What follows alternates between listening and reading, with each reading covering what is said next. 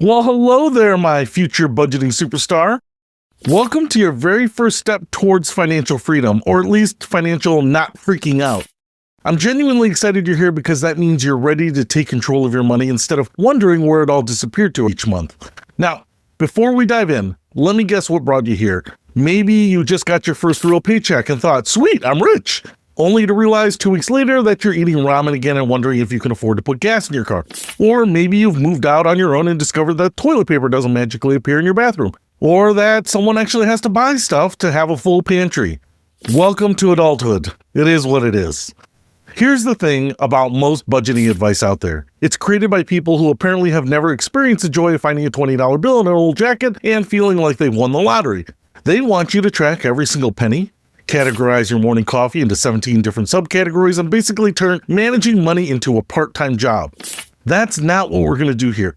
We're going with what I call the good enough budgeting philosophy. Because here's the secret that the financial gurus don't want you to know.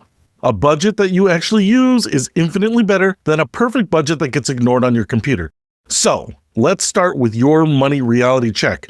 And don't worry, this isn't going to be one of those brutal interventions where we shame you for buying that extra large coffee last Tuesday. This is about getting real with where you are right now so we can figure out where you want to go.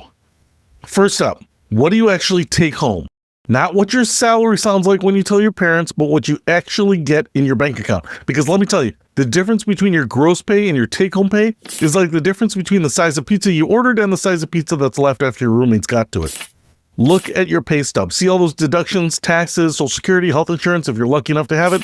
This is your reality. This is money you actually have to work with. Write this number down somewhere, and this is going to be your starting point. Now, let's talk about where that money goes. You've got two basic types of expenses, and understanding the difference is crucial. First, you've got your fixed costs. These are bills that show up every month, whether you like it or not. Rent, car payment, phone bill, student loan payment. These expenses are like that friend who always shows up to your apartment uninvited. They're just going to keep coming. Then, you've got variable costs. Groceries, gas, going out, that impulse purchase you made. These expenses are more like the weather. They're unpredictable and sometimes you get caught without an umbrella. Here's what most people do wrong. They focus all their energy on the variable costs while ignoring the fixed ones. They agonize over whether to buy that name brand cereal while paying too much for the phone plan that they never use. So we're going to flip that script. Take a few minutes right now and write down your big fixed expenses. Don't worry about being exact to the penny. We're looking for ballpark figures here.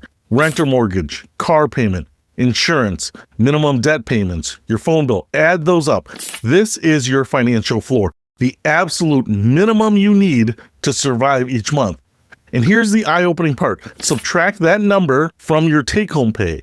What's left is what you have for everything else. Your food, gas, fun, savings, all those expenses that somehow add up to more than you expect. If that number feels smaller than you hoped, welcome to the club. But the good news is that now you know exactly what you're working with instead of just hoping it all works out. This is your baseline. This is your starting point. And here's the most important thing I want you to understand. Wherever you are right now financially, it's okay. You're not behind, you're not failing, you're just starting. Everyone who's good with money started exactly where you are, figuring it out as they go. So grab the worksheet that I mentioned, it's just one page, I promise, and fill in your real numbers, your take-home pay, your fixed expenses, and what's left over. Don't judge the numbers, don't wish they were different, just write them down. Because here's the truth, you can't change what you don't acknowledge.